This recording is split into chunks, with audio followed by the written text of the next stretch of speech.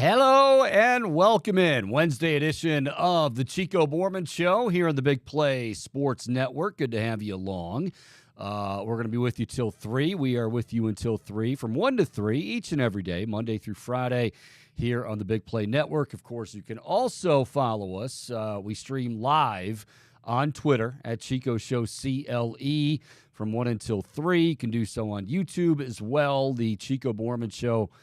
Type that in, hit subscribe, and you will be all set to go. Telephone line's open for you if you want to chime in, 216-626-7901. Again, 216-626-7901. You can follow me or tweet at me. My personal Twitter handle is BigPlayChico, at BigPlayChico, but obviously you can tweet the show as well at Chico Show CLE. Obviously, it's Wednesday. That means we're going to be talking a little baseball, a lot of baseball, with our buddy, our all-star second baseman, Bret Boone. We will be doing so about a half hour early.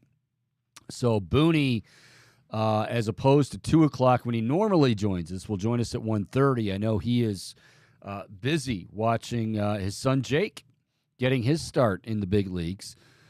4 generations. Wow.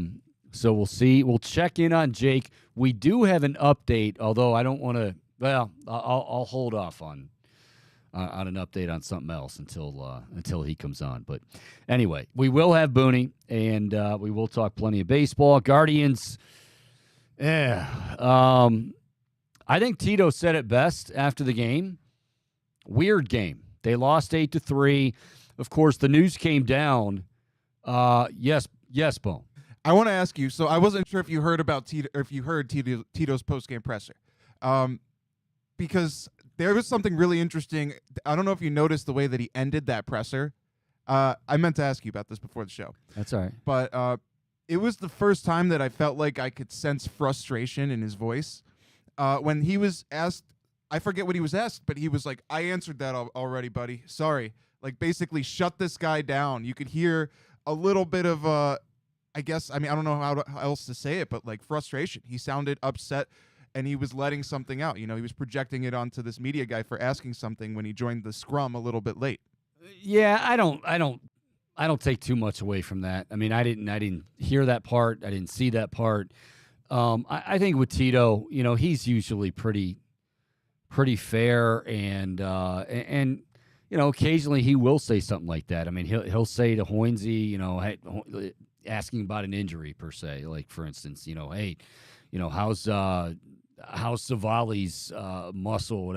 I don't know. I don't know the game, especially like when the game just ended. So yes, it just his tone sounded uncharacteristic to me. It was a little. He's probably a little frustrated. Yeah, he might be a little frustrated. It was just the first time that I noticed that sort of tone in his voice, so I thought it was interesting. Yeah, I mean, I don't think he's gonna like go off the deep end or anything. No.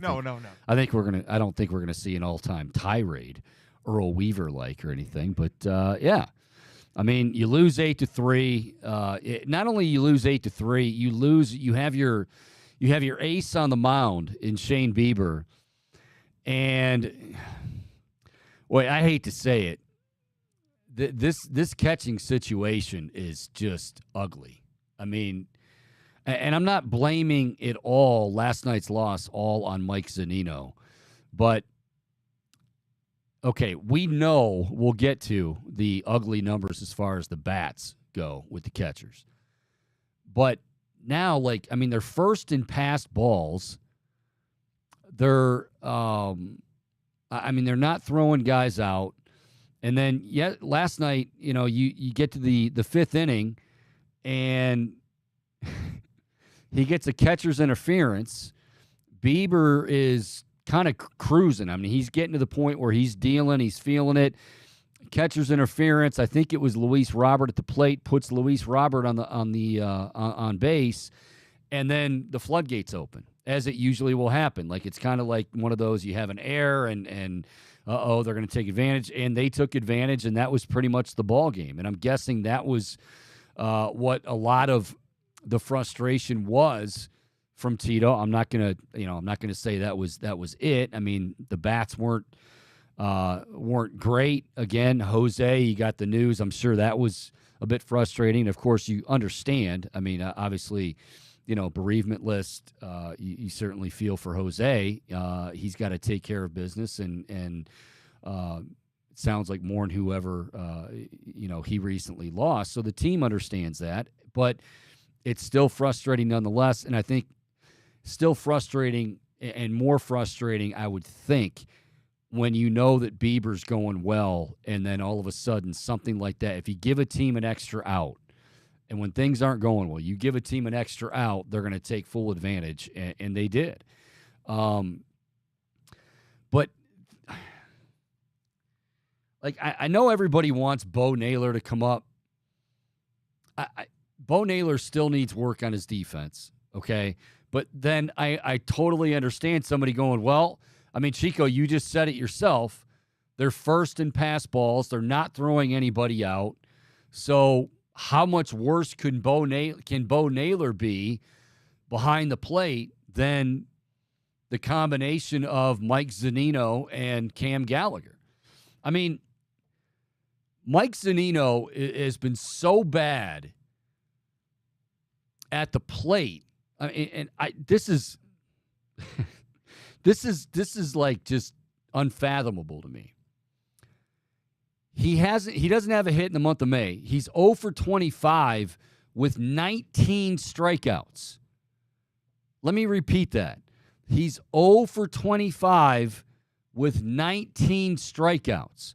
Cam Gallagher, your number 2 catcher, hasn't had a hit since April 9th.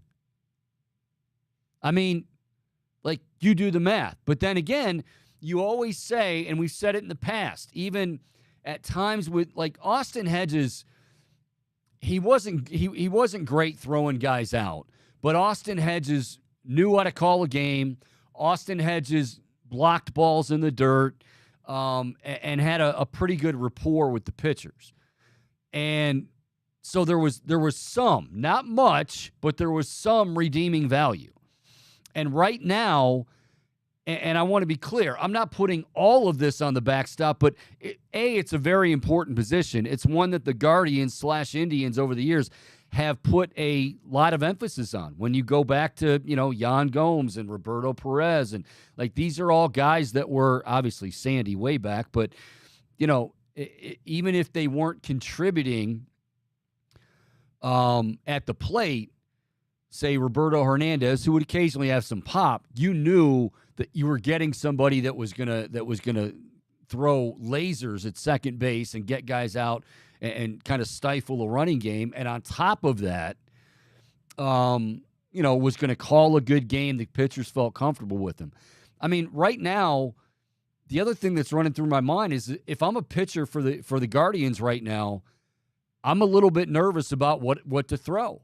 Like, I don't want to, and you don't want to, look, not that any pitcher just says, well, to hell with it if this one goes in the dirt, but you want to feel confident in throwing your breaking stuff and say, hey, you know what? I think this guy's going to chase.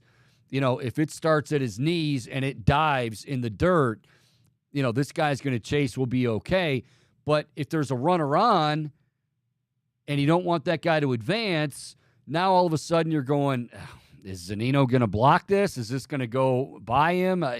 There's just, right now, there's no redeeming value with the guys behind the plate because they're not throwing anybody out. They're not blocking anything. And Zunino, 19 Ks and 25 at-bats in the month of May? Like, that is, wow. But again, I don't know what I know the answer sounds like it's Bo Naylor. And I want to say, well, they're always very careful about who they call up and are they ready. I think from an offensive standpoint, again, he can't do much worse, and I don't think he will. Defensive standpoint, this is where there's more things that go into it. Like, maybe Zunino does have a good rapport with the pitching staff, meaning the pitching staff, they're comfortable with the game he's calling. Now, I just got done saying that you can be comfortable with the game he's calling, but you're not comfortable if there's a guy on base and you want one to dive in the dirt because this guy's going to swing and miss at it. But I don't want to do that because yeah, if this goes in the dirt, the chances of this getting by Mike Zunino and that runner on base advancing is pretty high. It's just a bad situation to be in. And then now, like last night, you're watching and Bieber's starting to really start to deal. And then you get this catcher's interference, which is rarely called. You really see it, but it happens, and it's just There was also catcher's interference on Friday at the game I attended from courtesy of Gallagher, which that was the first time I'd ever seen it when Shohei connected with his glove when he swung at a ball. So it just feels.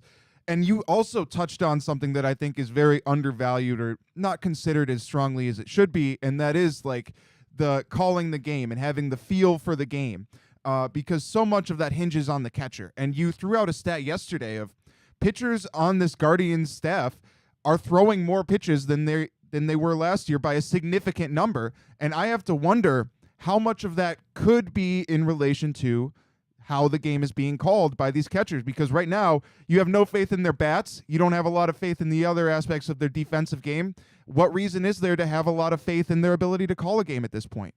Well, I've always said that we don't know about because, again, and I would think if that were the case, then you would see something more drastic done. Like that, I have a feeling that might be their only saving grace, is that at least with Zunino, that he's got a good rapport with the pitching staff. I don't know when you say they're throwing more pitches, and I think that's just by, I don't know, are they throwing more pitches? You pointed out a stat, at least the bullpen. Well, yeah. Okay. Well, I'm talking more about as far as the calling the game, I'm talking about the rotation. But yeah, in terms of throwing pitches and appearances, yeah, I mean that's because you've got, and again, you've got very close games, you've got very tight games. So Emmanuel now you started to get some guys back healthy too. Like you have Stefan back, you have Sam Henches back. So hopefully they're going to be able to spread that out a little bit. But yeah, it is a very, very important position. That's why I don't want to say I never gave a damn, but when people would say, "Oh, you got to get somebody in there that can swing a bat at least," and I honestly didn't care. I mean, Roberto Hernandez he'd go through streaks where he was terrible. Now he did have some pop in the bat, but mostly you were saying, hey, just continue to do what you do behind the dish because it is very, very important. I mean, Terry Francona is a former catcher. He knows it. We all know it. But now it's like they are a liability in so many different areas. 0 for 25 with 19 strikeouts. I mean, there's bad, and then there's that. I believe it was Zach Meisel who tweeted out that Zunino, and Gallagher are combined 0 for 40 this month. Yeah. I mean, well, Gallagher, like I said, hasn't had a hit since April 9th. Now, this just in, it's May the 15th, 16th, 17th, May the 17th.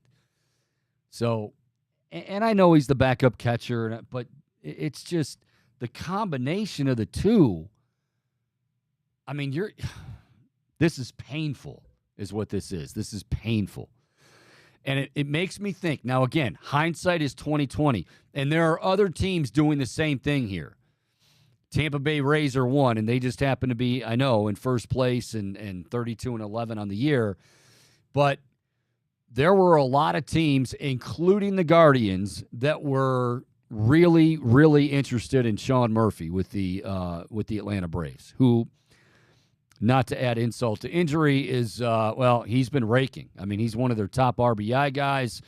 He's certainly one of the best defensive catchers in the game. Now, you would have had to give up a ton. What exactly is a ton? I don't know. I heard it was one of the arms, certainly one of the prized arms. That probably would have been a Bybee or Logan Allen or Gavin Williams, along with maybe one of the arms that was already here. I initially had heard Tristan McKenzie, that they wanted to go Murphy for McKenzie, and the Guardians said no way.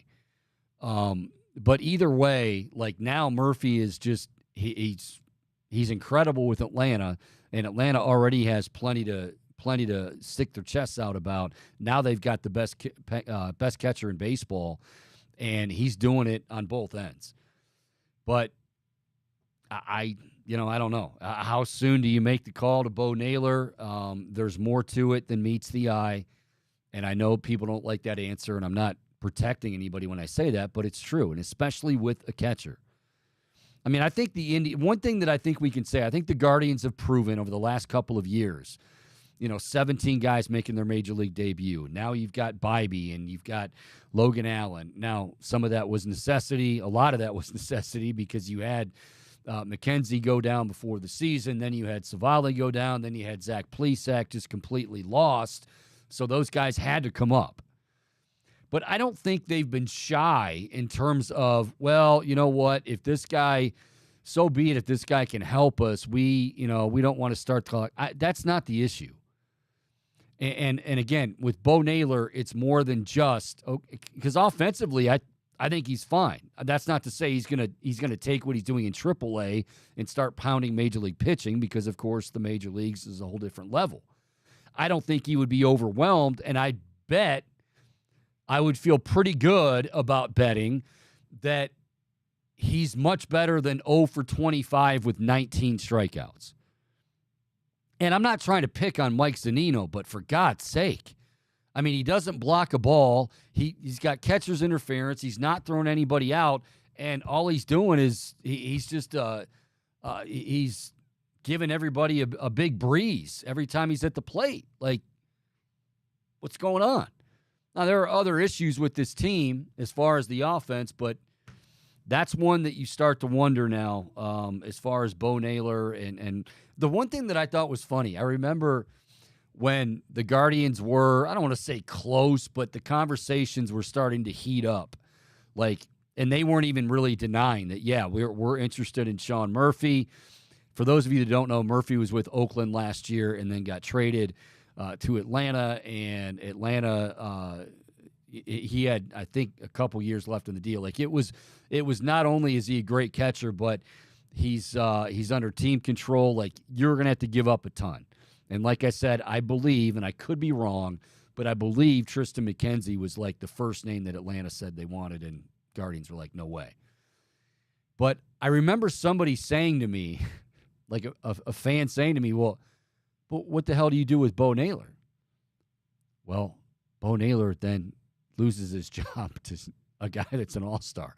Like, I don't know if it was because he's a Naylor and he's Josh's brother, but like, you get an opportunity to get Sean Murphy. And again, I'm okay with the Guardians saying no, thanks, but no thanks about Sean Murphy. Of course, hindsight being 20/20, you're saying, oh boy, he'd look real good in every facet of the game, behind the dish, at the plate.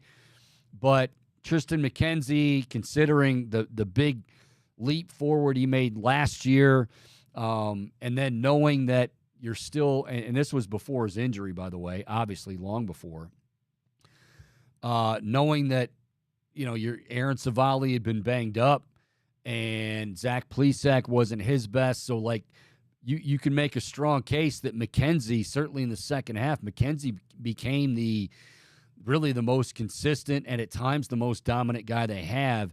And he's young, and he's homegrown. All that's going to play into it. So the Guardians basically saying, we're not budging on Tristan McKenzie. I get.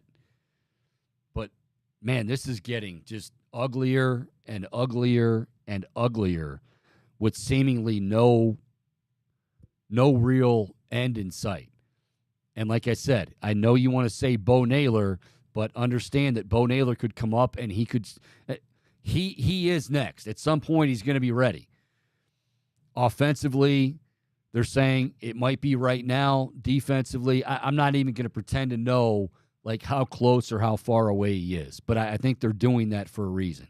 Because trust me, that frustration, Boone, that you talked about with Terry Francona, everybody's feeling it. Everybody's feeling it. So, but they lose 8-3 to the White Sox. They now trail. They're in third place again in the Central Division because the Tigers have won 2 in a row. Tigers, by the way, are, if you notice, I mean they had a horrible start to the year. They're still not a good team. Okay, they're still the Detroit Tigers, but a lot of these young guys have been pretty damn resilient, and they do have some talent, albeit young. But they're starting to kind of, okay, we can steady the ship. And like I said, right now they're 19-21, 3.5 back of Minnesota. Twins, by the way, mentioned they lost game 1 of the series to the Dodgers. They won last night in L.A., obviously, which makes it a 4-game deficit for the Guardians along with that loss. But, you know, what are you going to do? You go back, you try it again tonight. I believe it's Battenfield on the bump tonight for the Guardians, and we shall see. Mike Clevenger on the hill. Sunshine. I used to see Sunshine. I used to see Sunshine. I used to see Mike Clevenger when I would leave the station that I worked at night after my radio show. A lot of times he'd be riding his skateboard to Barrio. Like, that was a common occurrence, which I think that's what a lot of people liked about it. Like, he was kind of carefree, and then he started to the whole Zach Plesac thing during the COVID thing really got me, because it was like, you know, you should have been, and Zach knows better too and knew better then, but Clevenger could have, you know, should have been the veteran that said, no, just, you know, get your ass back in here. I know it's tough. You want to see your friends, and Clevenger, by all indications, just was like, hell yeah, count me in. Like, probably not what you want to do. But Clevenger's on the mound tonight. He's 2-3 with a 4.79 ERA. He's battled a ton of injuries. When the Guardians made that move, trading him to San Diego, and this is one thing that they've done very, very well. They seem to know exactly the timing and when to do that with a lot of these guys. And I know when, you know, Corey Kluber was moved, and, you know, a lot of people were upset. Oh, they traded him for a middle reliever. Well, Emmanuel Clases ended up being a pretty damn good closer. But, yeah, so we'll see Clevenger tonight. Hopefully the Guardians can get to him. Again, going to have to do it without Jose Ramirez, who is on the bereavement list. So it gets a little bit tougher, and, yeah, I'm sure Tito is just a little bit frustrated. All right, 216-626-7901, NBA Western Conference Finals, Game 1 last night. I tell you what, I thought, so, like, there's so many different ways you can look at last night's game. First of all, Jokic is just unbelievable. Like, he is the best player in the league, and I don't even think it's really that close. I will say, if you want to say that if you want to put a caveat on this, you can say he's the best offensive player in the league by far. Defensively, I mean, I don't think he's a liability defensively, but he's certainly not one of the better defensive players. But my God, everything else, his feel for the game is like otherworldly. I mean, he sees things before they develop. He can make a pass from anywhere on the floor, as he did again last night. But I will say this. If you're the Lakers, you lost the game, but you made a hell of a comeback. If you're the Nuggets, you're going, damn, you know what? We were playing pretty well, and we thought we had this one. And my understandings, I was listening to an interview, I think it was Scott Hastings, who played long time ago, and he's with the Nuggets television network. And he basically said if there's one thing that the Nuggets will periodically do, or at least did throughout the regular season, is they get up by 20 or 25, and they kind of immediately think, all right, everything's cool, we're good to go, let's roll. And, well, you can't do that. You can't do that, especially in the NBA, but especially in the Western Conference Finals. Boom, what is so funny? What are you laughing about? Just where Bret Boone happens to be checking in from. Is he? Now, he said, we're going to get to Boone here in a moment. You see that? It looks like he's in the bleachers somewhere. Yeah. I told you he's checking out his son, Jake. We'll get to Boone here in just a second. But back to the NBA for a moment, just to put a wrap on it. Which way, we'll talk about this later in the hour, which way do you look at this? Do you look at it as, hey, if you're the Lakers, yeah, you lost game one, you never like to do that, but you come away knowing that, Denver gave you their best shot, not only with Nikola Jokic, but Jamal Murray had a great game as well. They saw something late when they put Hachimura on Jokic, and that, helped a little bit. Is that something that springboards them into game two? I don't know. But if you're the Lakers, you can look at it and say, hey, you know what? We almost did it.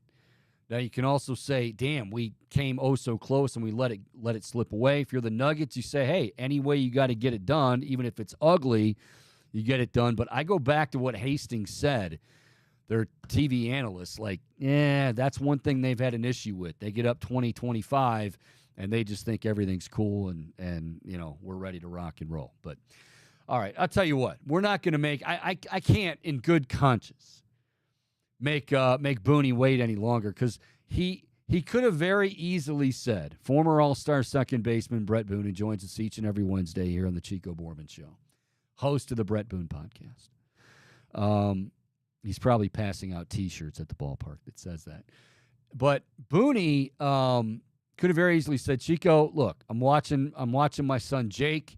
I believe he's in the Windy City of Chicago, and I can't make today's appearance. Okay, no problem. He said, no, I'll do it.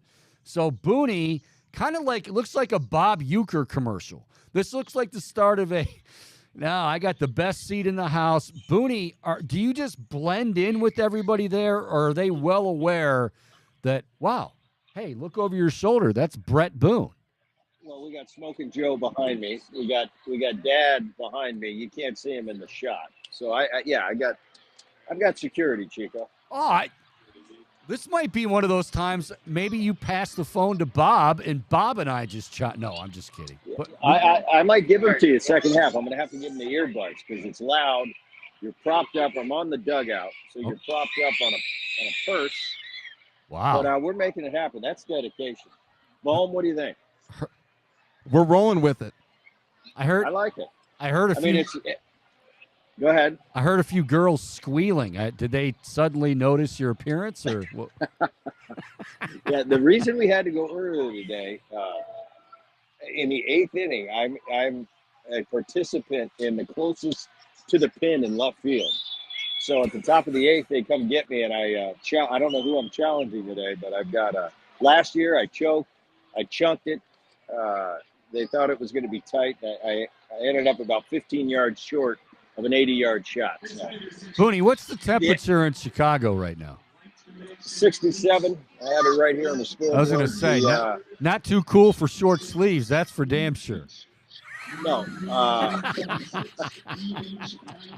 The Thunderbolts are having a rough day. He's one for two with a walk. He looks good. Okay. But they're down 10-2. Okay. Well, they can always battle back. We're talking to the All-Star second baseman, Bret Boone, host of the Bret Boone podcast. All right, I'm going to bring it up. Now that we're talking, you mentioned Jake. Boone, you know me as a very humble individual. We are a very family-friendly, humble show here at the Chico Bormann Show. Yeah. I was hoping, though, because the last week when we talked, soon-to-be son-in-law Nick Allen, playing shortstop, and he's got a hell of a glove for the Oakland A's, was very much struggling at the plate. And in 1 week's time, I think he's over 200 or right around 200. He hit a bomb last night, his first of the year, and I kind of feel like, maybe a little Chico Bormann Show magic. I mean, you could give us a little bit of credit, eh, Boone? It could be. He's got a lot of guys in his ear, probably too many. My dad is now taking on that role, so Dad's checking in with him. He told me today, he said, I got to call Nick and talk to me, starting it. And I said, Dad forgets sometimes that we're on Chicago time now, and 8 in the morning, it's only 6 a.m. for Nick. I said, give him a little time to wake up. No, I'll tell you what. He's a good kid. He's a good player. He's done everything they've asked him in the minor leagues. you know how the A's are doing this year. They're in a rough spot. Yeah. Their pitching's rough. I mean, they got a north of 7 ERA as a team. So basically, I was talking to Nick. I said, you know what that means? It means going into each and every game, you need to score 8 to win, and that's tough to start every game. But he started in the big leagues. He went down to the minor leagues for a couple of weeks, did really well, got called back up, and it's tough when you're young. We've all been there, and I'll have to. I try to leave him alone as much as I can, but once in a while we'll have, just like I would talk to Jacob, father-son talking. Just say, listen, I've been there. I know what it's like. You're losing every day. You're hitting 0.95. That's not what the big league's supposed to be like. You're supposed to be enjoying yourself. But he's a confident kid and he can hit. And he just needs that opportunity. He's getting more at bats now. He got 3 hits last night. Like you said, he had his first home run of the year. And you know what? He's going to be a good player for a long time. It's just that beginning era. We all go through it. I went through it. I remember, and I think I've shared with you before, I breezed through the minor leagues. I got to the big leagues, got to hit my first at bat and thought, wow, this is going to be easy. I'm going to breeze through that. And I remember distinctively 6 weeks later sitting in my locker talking to some veteran players saying, man, the big leagues is really hard, and they looked at me and they said, no crap, Bret. Well, you know what the word was, Yeah. But I'll say that for the Chico Bormann show. But it's a learning process, and there's only a handful of Tatis Juniors or Acunas or Ken Griffey Jr., Mike Trout. Those are once in a lifetime guys that get called up from the minor leagues and from day one are superstars. That's not the normal protocol. Usually you got to take your lumps. You've got to get your butt knocked down, and it's the guys that stay and have that staying power and have the long careers are the guys that dust themselves off, learn from it, and go on. It's such a humbling journey through the big leagues. That's why when you're having big years, it's so rewarding because you know how hard it is and what you had to do to get there. And as a parent now, watching Jake's games, now watching Nick, that's going to be my daughter's husband in a few months, it's tougher than when I was playing. It's like, come on, kid. I can't do anything for him. I'm just sitting up in the crowd. But it's an emotional roller coaster, and you're living and dying with the 0 for 4s. And, in Nick's case, I'm thinking, he's got to get some hits so he doesn't get sent down to the minor leagues again. And but that's the life of breaking into the big leagues, and that's why it's so hard. And that's why these guys that do make it and play a long time make so much money, because it's very far and few between. And, it's fun watching their journey, though. Okay, so all right, I have to ask this question because I know people want to know, and I'm a man of the people, Boone, as you well know. You are. They want to know, like, yeah, you gave them, and a lot of it is mental. Like, hey, you know what? Just go out and have fun. Just go. But there had to be. Are you allowed to reveal any secret in terms of his hands were too high, they were too low, his step foot was like? Is there anything that you can reveal, or is that all secret? That's going to be something. If Nick came to me and asked me, what do you think about this? I'm trying this. I'll expand on it. Jake, same thing. But as far as the physicality, the physical breakdown, once the season starts, and for Jake, he's here in the Windy City, and he's got a hitting coach, and he's got a manager, and he's got a lot of different people that he works with on a daily basis. I stay out of it. In the big leagues, it seems like you've got 10 more guys, telling you this is what you need to do. I try to completely stay out of the physical side of it, mechanical side. And I really, like you mentioned at the top, which I think it's 80% of the whole thing, is the mental side, is believing you can do it. And what breeds believing you can do it is success. And that success is Was base there hits. any swing tip at all, or just? I had no swing tip. It's always about, more so for Jacob, I'll say, hey, you got to get a little more upright. Stand erect, stay in that high posture position. You're leaning over. I might point that out to Jacob, but with Nick, he's a real student of mechanics, and he's got his thing down. Now maybe it's something in the off season. I'll talk to him about if he's got a question. Bret, what do you think about doing this? I'll give him my trials and error with trying that when I played. But usually once you're in the season, it's such a long season, and to make in-season adjustments so hard, unless the player comes to me and asks from a physical standpoint and asks me, what do you see? I usually won't lend that. That's something for them. And then I'll give my opinion when I see something. I'm a big, especially being a shorter guy. And today, so much is predicated in the big leagues on power. He's a slick fielding shortstop. He's an Omar Vizquel type at short on defense. Omar Vizquel had an unbelievable career, and he became a really good hitter. But in today's game, there's so much emphasis put on power and hitting the ball over the fence. These young players coming up, they can't help but be in your mind is, I got to hit home runs. No, my thing I say to Nick Allen all the time is, Nick, you're not going to be a home run hitter. You're not going to hit 30. You might hit 12. But I'll tell you what keeps you in the lineup every day, that glove and going to the plate and having consistent good at-bats time after time after time. When a manager sees good ABs, you're going to be in the lineup, and he's not worried about the ball going over the fence.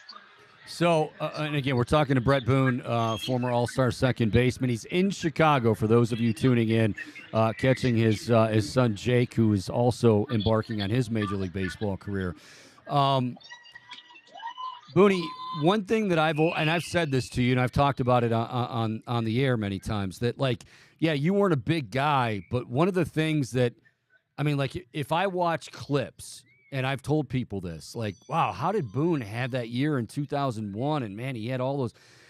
Watch his hands through the zone. Like, that's not something you can really teach. Is that one where they either have it or they don't? I mean, I'm sure you can get stronger, but in terms of hands through the zone and the quick twitch type stuff, you either have it or you don't, right? Without a doubt. And that's the sad thing that's the part of the game today I don't agree with. You're either born with power or you're not. And you can go in the weight room all you want. I don't care what you bench, and I don't care what you squat. If you're not a home run hitter, you're not a home run hitter. Now, you can emphasize whatever gift you've been given by God and be the best you can be. But I can't turn a natural 8 to 10 home run hitter into a 30 homer guy. It's not going to happen. You either have it or not. It's fast twitch muscle fiber. It's just being fast in the zone. As a young player, that's where I benefited from. I really had no clue. I had no concept. I had no approach at the plate. I was blessed with ridiculously fast hands, and I could get away with a lot that most players couldn't. When I started to really put some big years together later in my career, the second half, I really honed in on, I talked to guys like Edgar Martinez. I wore him out just picking his brain. Why are you so good? And that's when I started to become a complete player and started to have an idea and an approach. Couple that with speed, and I got into my prime and had some really big years. I wish I would have known that from the get-go. I wish I would have had Edgar Martinez in my ear from the get-go. Things might have been a little bit different. Looking back, I have no regrets. Things happen for a reason. But, yeah, it's definitely the speed. I mean, you look at a guy like a Mookie Betts. He's not a big guy. There's no reason he should hit 35 home runs. Well, yes, his hand speed and his fast twitch muscle fiber are just that much more than the average big leaguer. And that's why he hits the ball over the fence. It's all field. Boone, did you have to register those guns before you? Those things, is it just me? Did they look big today? I've got a. Were you curling before you went to the ballpark or what? No. Boom, look. Is it just me? It's a great angle. I mean, I don't know. And Bo, I always try. Lighting's everything. I'm next to me is a photographer, and she's been telling me lighting's everything. But I to be honest with you, I'm at the game. I can't even see you guys in the camera, so I don't know if the lighting's good or not. These things look just. I mean, he looks like Hulk Hogan or something, man. I can't, brother. Anyway, Bret Boone joining us here on the Chico Bormann Show. All right, let me go back to, and I don't know how much you've talked to Uncle Arnie. Obviously, I know it's in season and you're doing your thing with Jake and whatever. I actually talked to him last night. So this Aaron Judge thing, immediately my first thought was when they showed it, and Dan Schulman's one of my favorite play-by-play guys. So he's working with the Blue Jays. And they made note of, which I think is the right thing. Like, oh, wow, you see him look to the – but I didn't think it was anything more than like what it was. Apparently what it was is he was tipping his pitches, and like they knew by the way how quick or how slow he was he was getting his grip after coming set, that if it was fastball or slider. Well, Right. to me, that's all. There's nothing wrong. I think we become paranoid now, and I'm not making excuses because it's Uncle Arnie or but I thought it was so ridiculous. And then it comes out, and the guy even admits, he's like, yeah, I was tipping pitches. And you know what? If I'm tipping it and he knows it's coming and he deposits it 460 feet away, good for him. He should have done that. Well, I'll tell you, I talked to Aaron last night. To be honest, it was more about catching up. I didn't talk to him one bit about that controversy with Aaron Judge. I did get here yesterday, and Richie Sexton is the former coach, Cleveland Indian, the manager. So I went into his locker, and Jarrett Wright, the former Indian, is his pitching coach. So I hadn't seen the Aaron Judge footage at all. And a lot of this stuff, I hear it on Twitter, and I'm not going to comment or dive in until I see it with my own eyes. They had the replays, they were playing it on ESPN, and we're all sitting in the locker room, and I'm watching. And I thought it was a one-time deal where he just kind of glanced off, and I'm thinking, if Aaron Judge does that, now initially I'm sitting next to my dad who's a catcher, and I said, Dad, you're looking at me every time in between when he's giving the pitches. He's looking up at me. Now, as a hitter, I can honestly say in my entire career, I was always looking for an edge. If you got a sign, you can relay it from me from second base, I'll take it. Now, there's a price to be paid if you get caught doing that, but I was willing to risk that at certain times. If a first base coach was getting signs and he dropped his hand and I got away with it, I could take a peek at the first base coach, I would. I can say for this for certain, in all my years, minor leagues, big leagues, I never one time peeked at a catcher. I was scared to death because those catchers are looking at you. If I were to get caught peeking, I know what that next result's going to be. Never did it one time. So when I saw Aaron Judge and his eyes wandering, I'm thinking, especially with today's technology and the cameras, I'm thinking this wouldn't have been a one-time thing. They would have caught him over time. Right. So being that it was a one-time thing, and then I watched the sequence. It was 4 times. He ended up hitting the ball about 480 feet during that at bat. So the uproar from the opponent, which is the Blue Jays, I can 100% see that. I'm sitting there with Jarrett Wright, a pitcher, and he's going, Boone, I see something like that. I don't like that. Now, without a doubt, I asked my dad, I said, if you catch somebody peeking or you think they're peeking, what's going on? He goes, well, they're in trouble. I said, exactly. So I see the optics of it, how it doesn't look good, and I completely understand both sides. Aaron might have been looking in the dugout for something. Was he peeking at the catcher? I don't know. I wasn't there. I'm not in Aaron Judge's Didn't look brain. like it. I mean, he was looking. I can completely see optically how it looked. If I'm on the opposing team, I see that footage of somebody I'm playing against right now. That's a problem for me. Okay, that's probably going to be a problem for my pitching staff. And however they handle that, they handle that. But I can't sit here and say for sure Aaron Judge was peeking at the catcher. I don't know what he was looking at. It seemed out of the ordinary for him because it was that at bat only.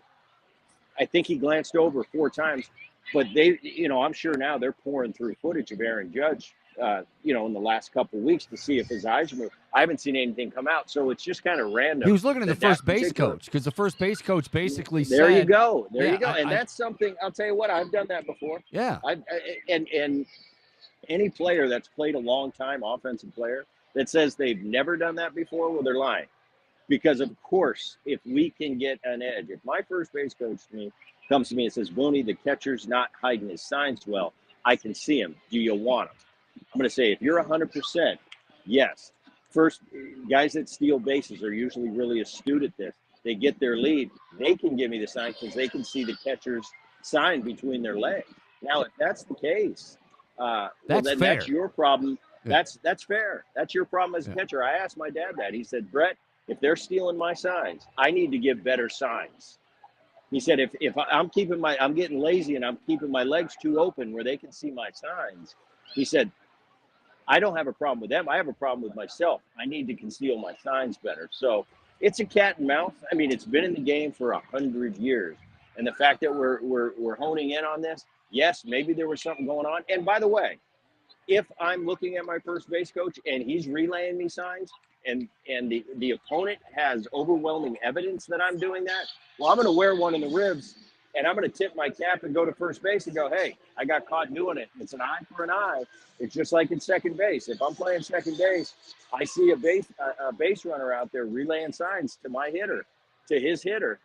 I'll tell you what, there's going to be hell to pay for that guy at second base. He's going to wear one in the ribs his next at bat. And that's just the price of playing. And I knew it as a player. I knew it as a defender. I was on both sides of it. If I ever got caught, I knew there was going to be a price to be paid. But that I was willing to take that risk. So take the risk at your own discord.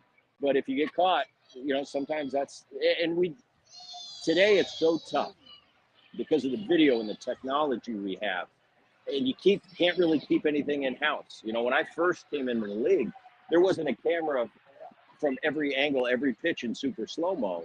So it was handled in house. If something like that happened, ESPN wouldn't know about it, but that opposing team would know about it. It would be taken care of on the field, and we would move on to play another day. But that's just the day and age we live in. Things like this are going to come up.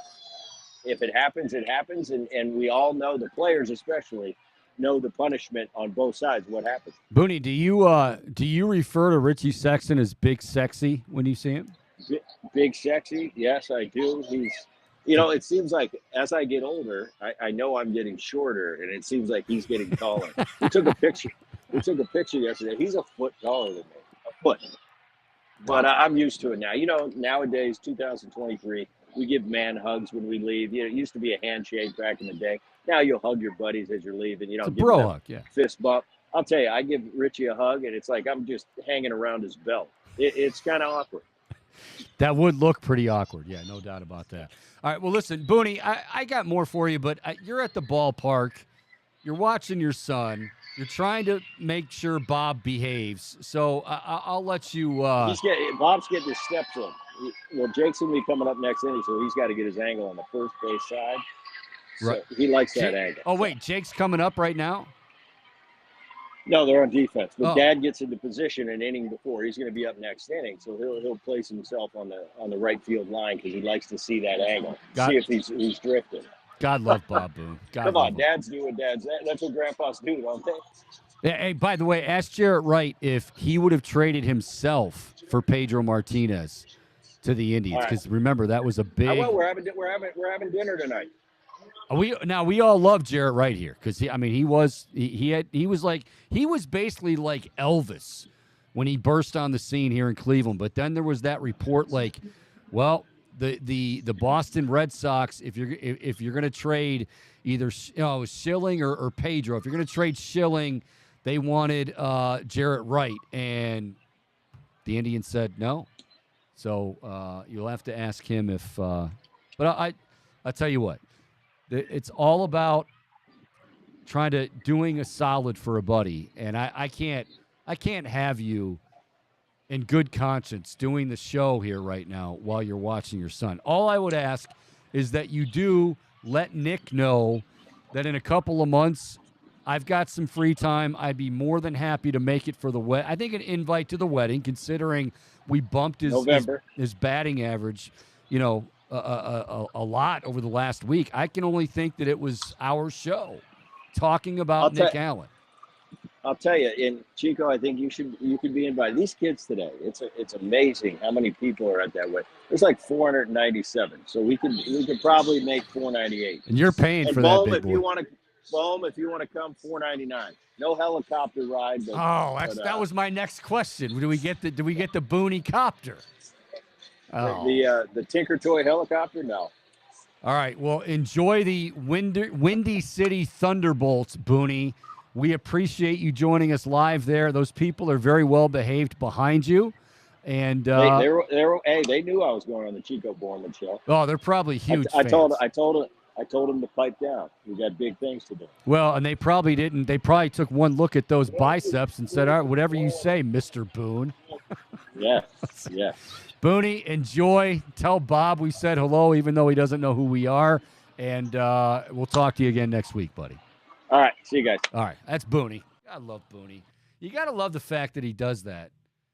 I told him, I'm like, you don't have to. He's like, nah, I'll do it. I'll find a I'll find some place. And I remember doing this. I don't know if you remember it or if you were producing for me. This happened on the radio once. And he was at one of Jake's games. And it was the same. Like, you could hear the girls squealing, the kids, because, a lot of them, the players, are wives and kids. And so when he told me there was a day game, I'm like, Boone, don't even worry. He's like, nah, we'll be all right. Bob's going to be there. But geez, oh man, he's got to lay off the curl bar. I mean, they're looking, they're downright dangerous looking. Save some for the rest of us. Jeez. My God. Anyway, all right. Good stuff there from Booney.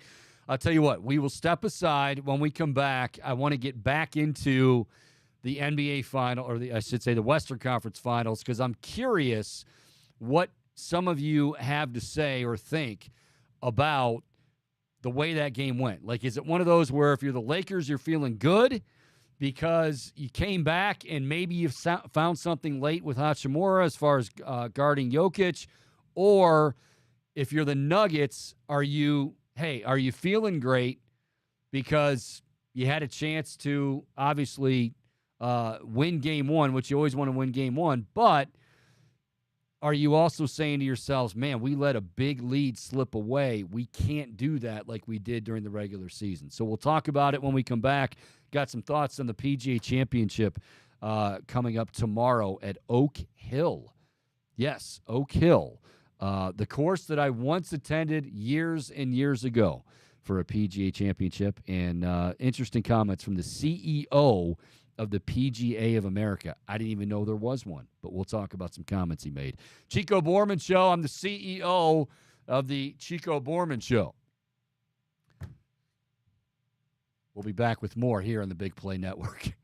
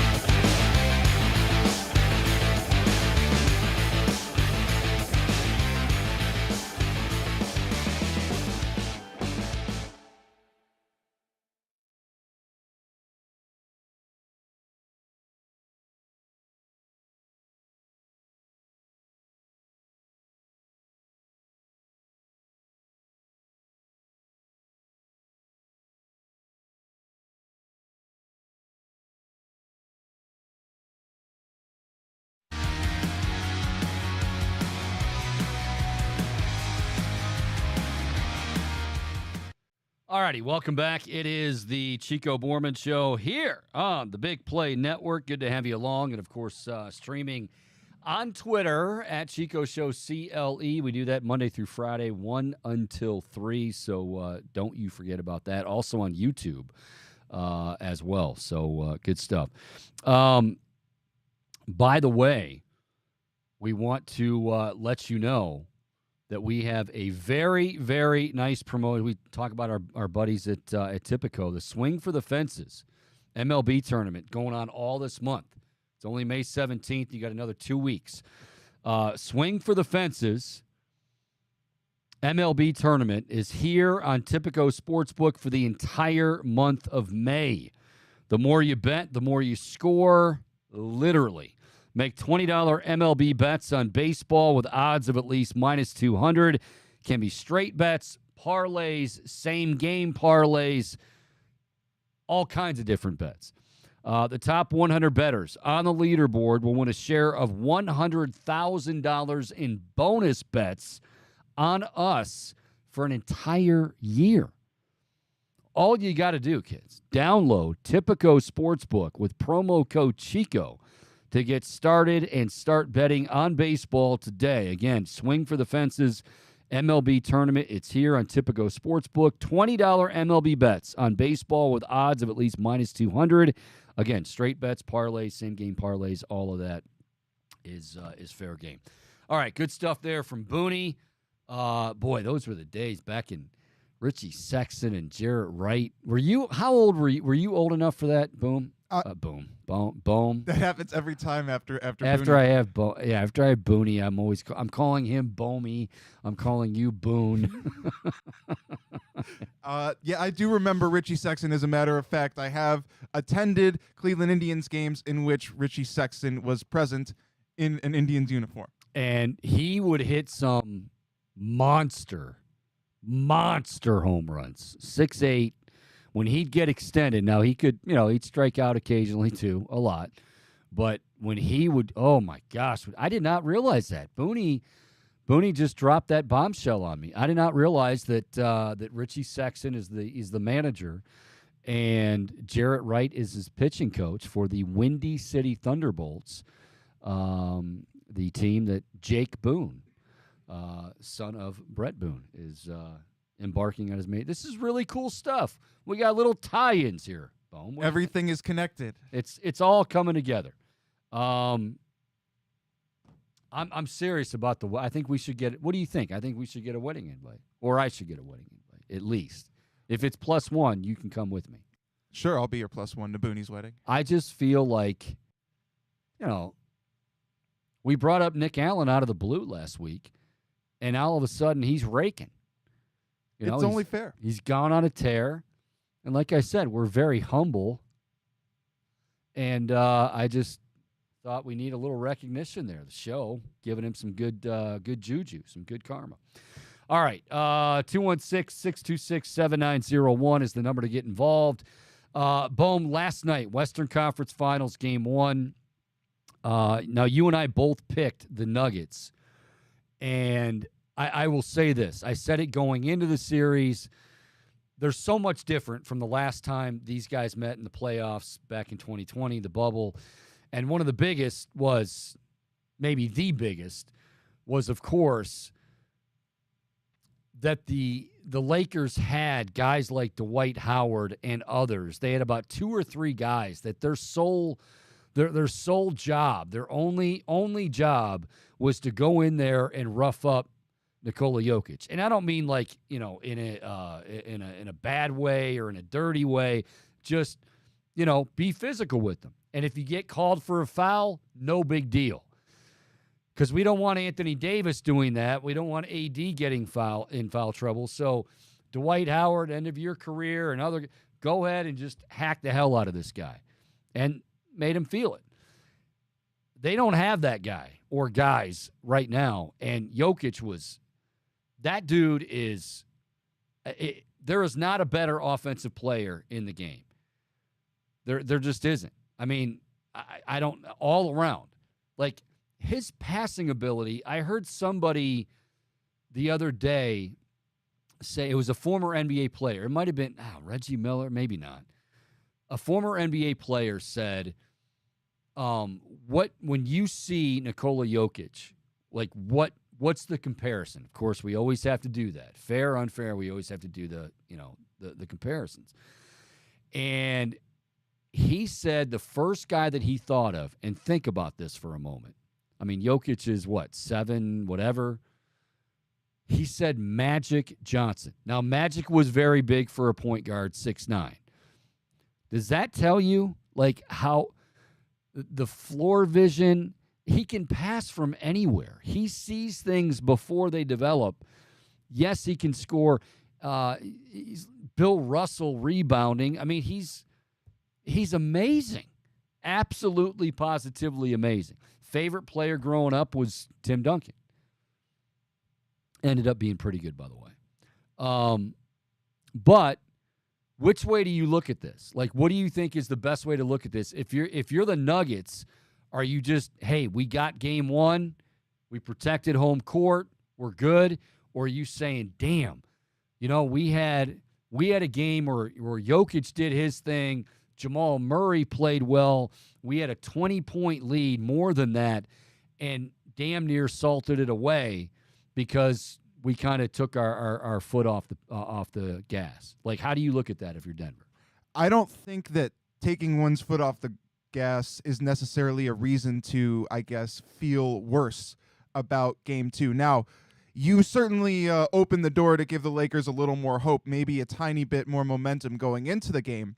But all in all, I think you have to feel good about just coming away with that one. Now, the interesting thing that I think we've seen, and it's been a characteristic of every NBA postseason, Game 2 is usually an entirely different game than Game 1. And it's, after that first game, you have your adjustments. And I think that for a LeBron-led team, a loss like that where even where you manage to muster up some semblance of a comeback, that one feels like a shot to the jaw. And I think that they're going to come out of the gate hot in this one, Game 2. Game 2. Okay. I'll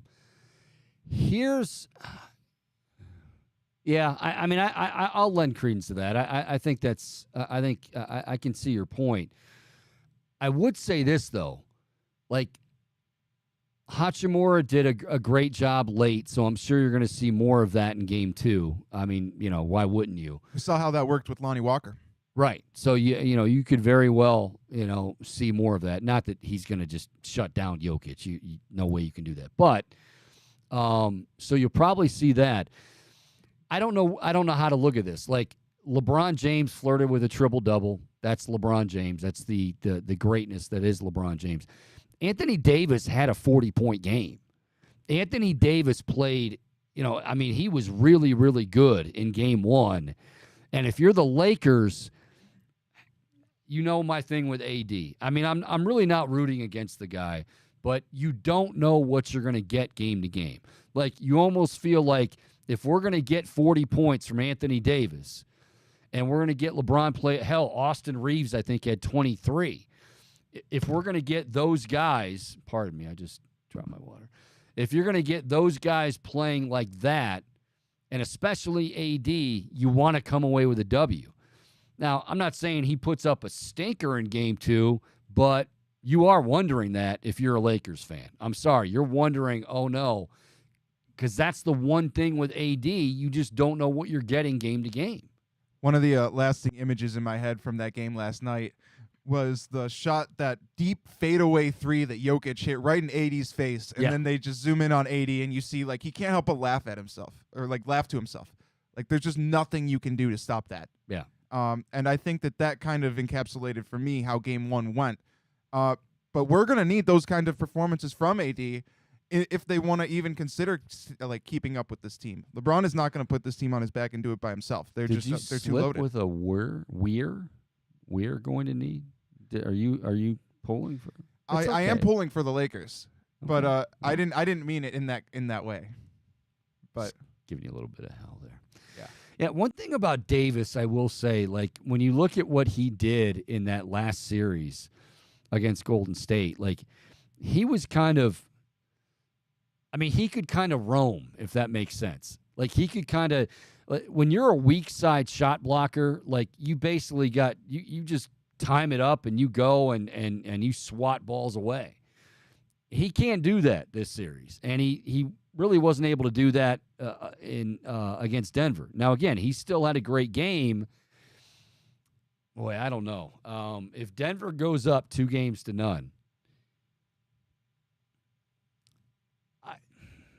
I was going to say the Lakers are in trouble. Duh. I mean, that's the not any kind of revelation. But I feel like game one, the Lakers I'm talking about, the Lakers really expended a lot of energy. They had a great performance from AD. They salted away a big lead and damn near pulled it off, but didn't. And here's the other thing.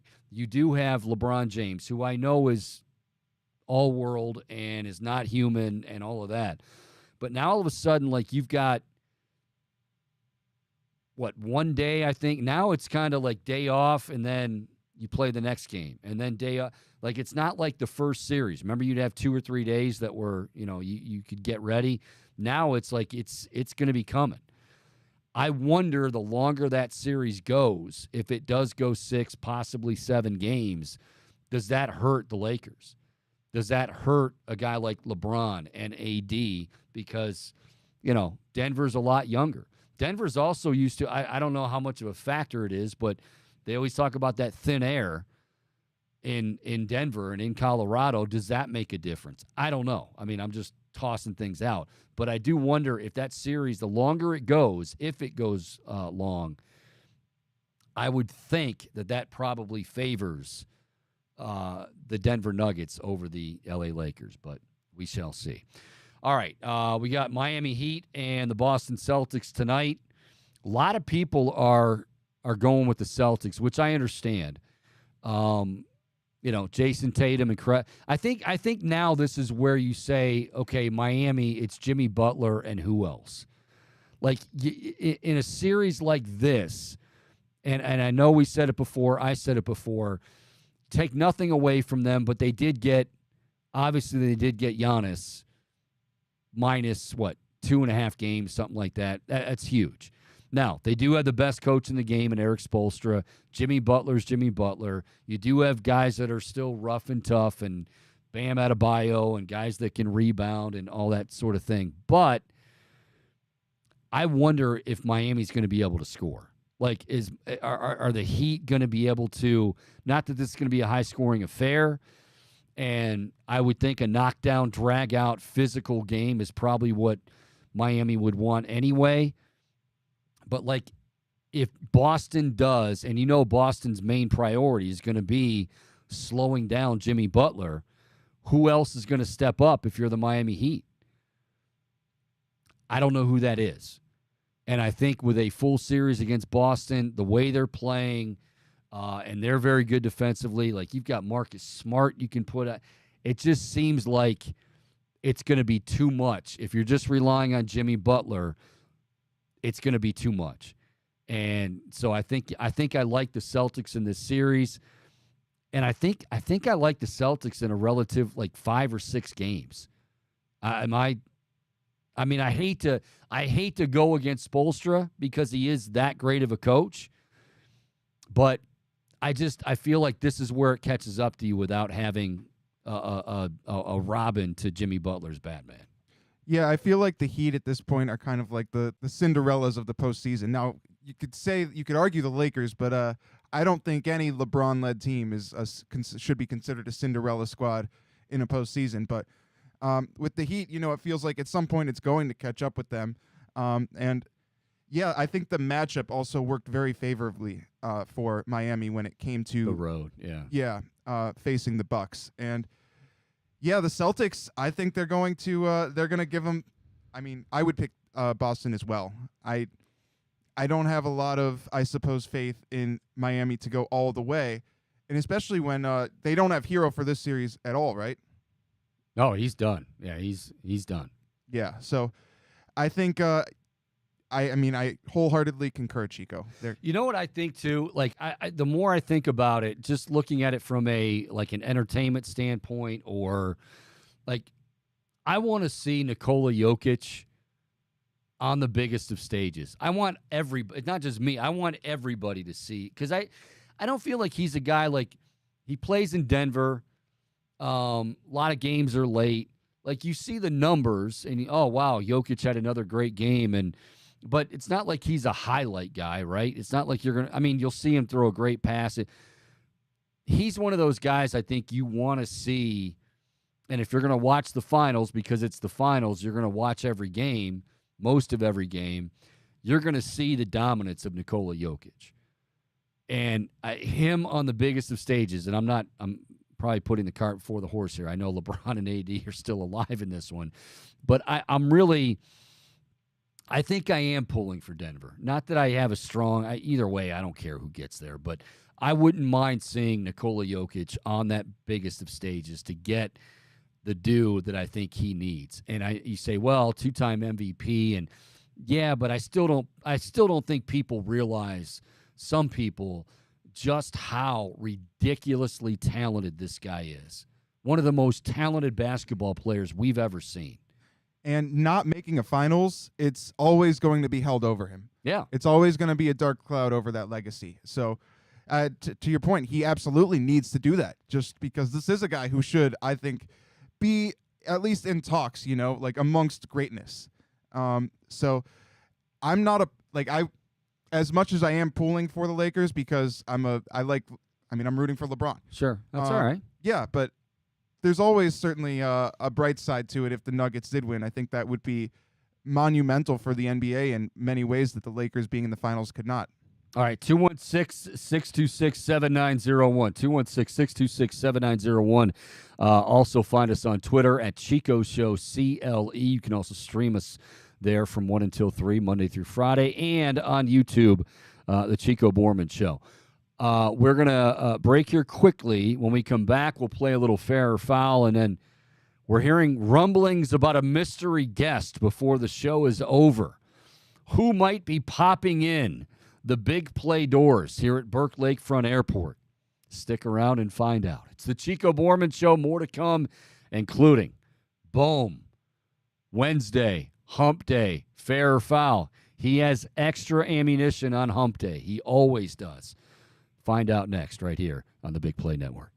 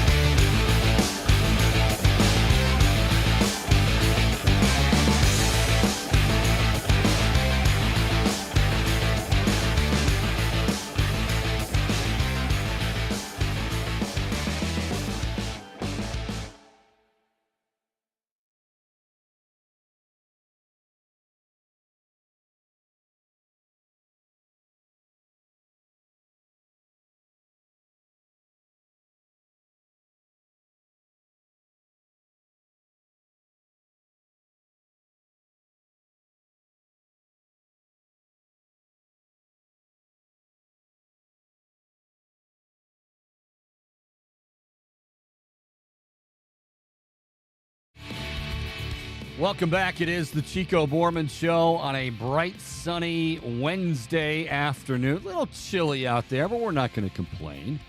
So, a lot of good stuff going on. Guardians back in action tonight. Hopefully going to get back on the winning track. Yesterday kind of hurt. We'll talk more about that a little bit later on. I mentioned the NBA Western Conference Finals Game 1. Lakers made a go of it when we thought it was long over. And that was not the case. And then tonight, Miami and Boston. And then before I get out of here, I've got to get to these comments by the CEO of the PGA of America, which, again, I didn't even think existed. A CEO, that is. But first things first, Hump Day Wednesday edition of Fair or Foul with my guy, my dude, your boy, Michael Boone. What's up, Boone? Hey, Chico. Well, I want to tip things off in the NBA because yesterday we had the NBA draft lottery, and the Spurs were the ones who came away victorious for that number 1 overall pick, and it is expected that they will take Victor Wembanyama. Wembanyama, that's what it is. Yes. I needed to hear it one time. Just like I'm not used to it yet. I haven't acquired that taste. V-dubs. Yeah. Yeah. So, I thought it was interesting. ESPN's Adrian Wojnarowski had some very, very high praise for Wembanyama as he came out and said that he called him the most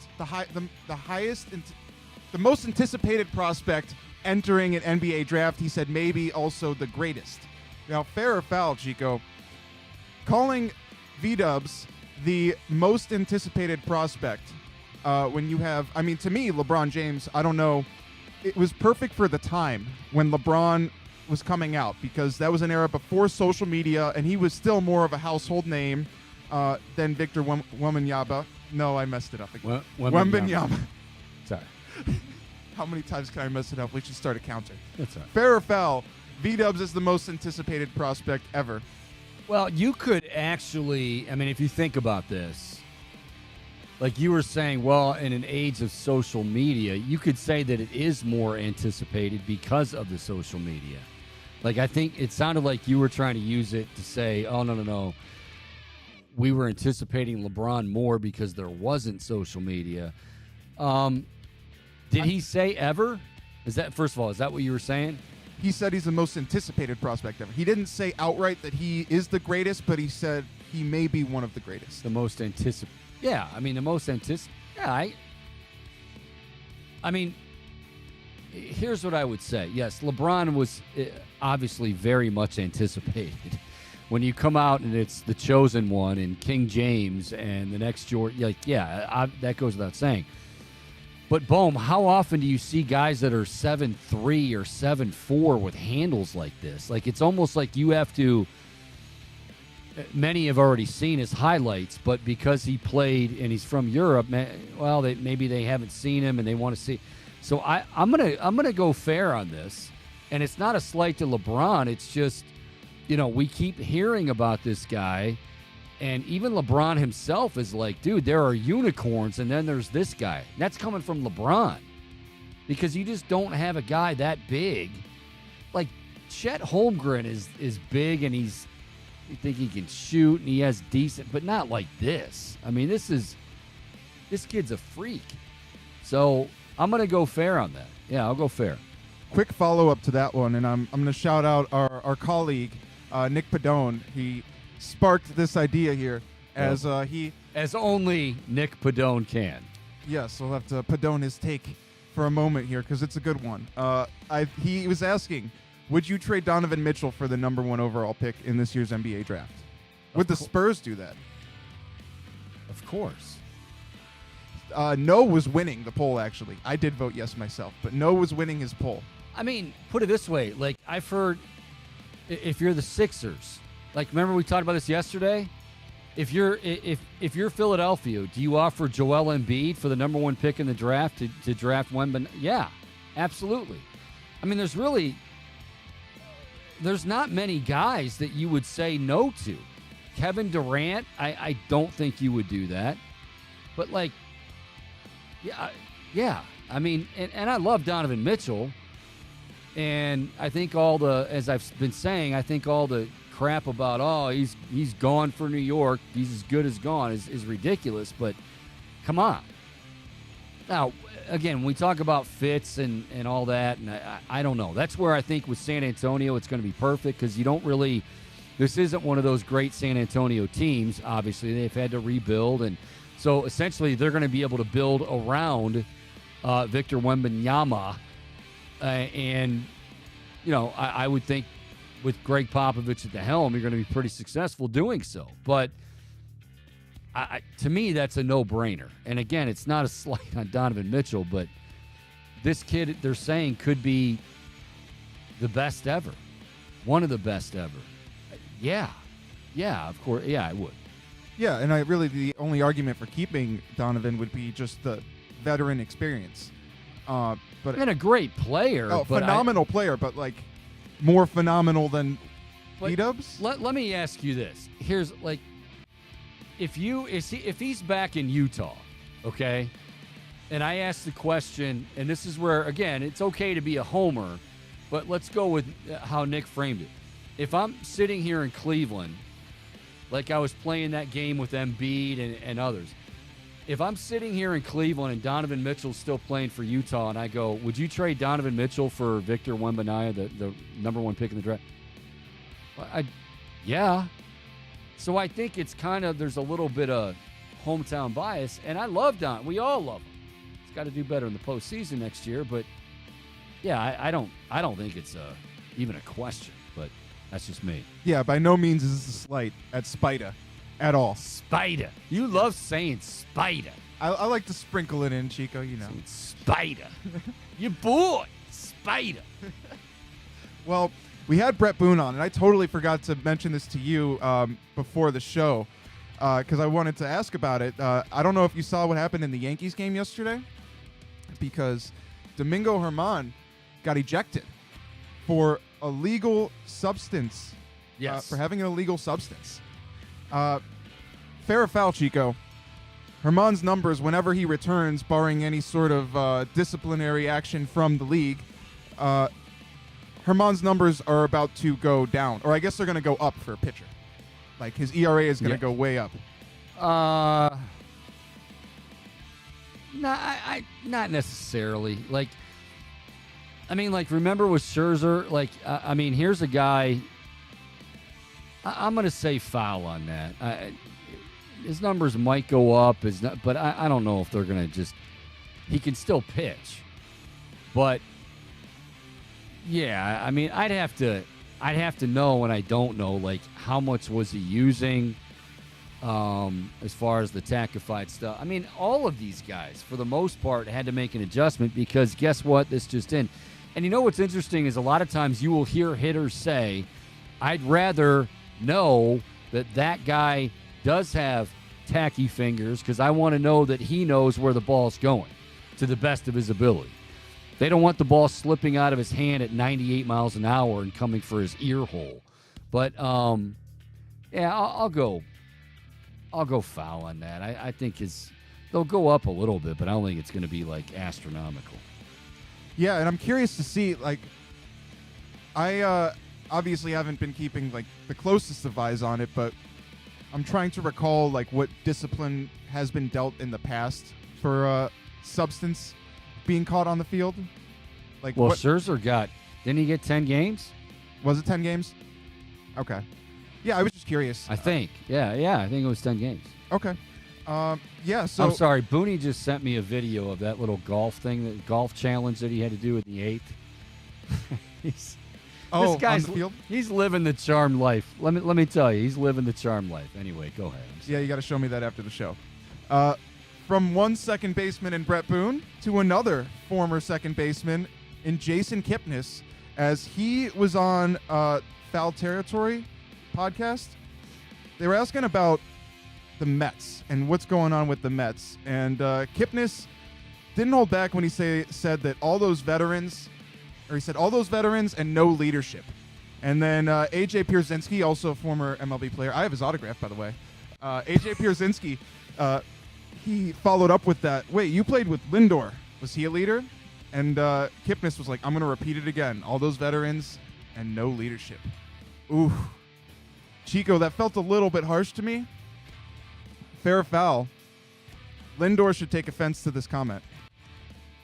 Well, I mean, he can take offense all he wants, but it's if the shoe fits, wear it. You know what? I'm going to go back to what did he say during the pandemic when they were talking about lifting weights, getting ready, and he admitted that, like, yeah, you know what? I kind of slacked off. I wasn't really lifting a whole lot, and yeah. I mean, it doesn't mean he's not a great player, but there's a difference between being a great player and being a great leader. Jason Kipnis got it. Jason Kipnis was a leader. Jason Kipnis was a guy. Like, remember when Chris Jimenez was, he would do all his talking and do all that stuff, and then he would leave basically the media portion to his teammates. Well, Kipnis was one of those guys that's like, no, that ain't cool. That's not how we roll. Don't do that. I don't think there's any question. And again, I'm not even that surprised by it. Like, he's a great player, but you saw all and heard all you needed to know when he admitted that he didn't work out a whole lot during the pandemic and what didn't really care. Like, my God, I mean, you're a guy that's soon to be $300-400 million player, and you just decided you're not going to work out? Come on. Yeah, Chico, certainly major red flags there. You couldn't hide your butt. You were like, I don't know if I like that. I could hear it in your voice, Boom. You were, I don't know if I like Kipnis calling out Frankie. You know what? I was long on the team of Ramirez over Lindor. I thought that he was being overrated a little bit by a lot of people, especially in Cleveland. Yep. But that being said, I mean, you call out a guy's character and leadership on blast in the national media. I just feel like that's a little harsh. Did he really, though? Like, I mean, he just said you have all that veteran. I mean, I think it could have been a lot worse. He could have said, sure. Like, all he said was Francisco Lindor, and then his reply was, like I said, a lot of the veterans and no leadership. He didn't say, oh, yeah, let me tell you about Frankie. All of it. It's fair. I don't think he... And that's Kipnis. I respect that. I like Kipnis being like that. Is it fair to say that that's a shot at Lindor? Yeah. Yeah. And it's okay. I mean, I don't think it's anything... I don't think they're going to throw down over it, but... Like, Kip doesn't care because he believes it to be true, and my guess is there are probably other guys in that clubhouse at the time that believe that to be true. That said, Frankie got what he got. He got paid. He deserved it. He's a great player, but, it is what it is.